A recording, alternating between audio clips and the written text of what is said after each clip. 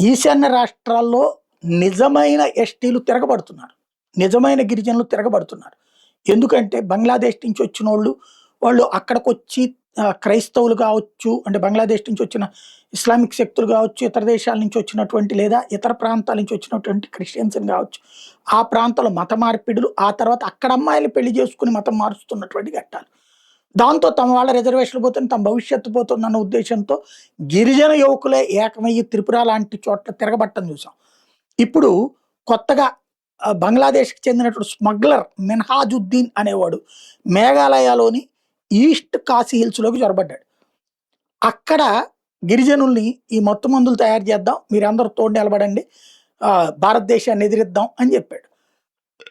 అక్కడే ఉన్నటువంటి కాశీ గిరిజనులు వాడిని కాల్చి చంపారు. చివరికి ఆడి శవాన్ని ఇవ్వడానికి కూడా ఒప్పుకోలేదు.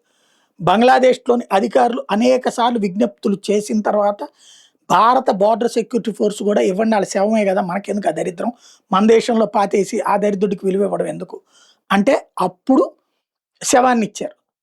ఒకప్పుడు గనక బ్రిటిష్ వాళ్ళ టైంలో వాళ్ళ సైన్యాన్ని చంపి శవాల్ని నుంచోబెట్టి ఆ తర్వాత బ్రిటిష్ వాళ్ళ చేత కప్పం కట్టించినటువంటి అల్లూరి సీతారామరావు తర్వాత మళ్ళీ ఇప్పుడు ఈస్ట్ కాశీ హిల్స్‌లో ఉన్నటువంటి కాశీ గిరిజనులు ఆ విధమైన పాత్ర పోషించారు.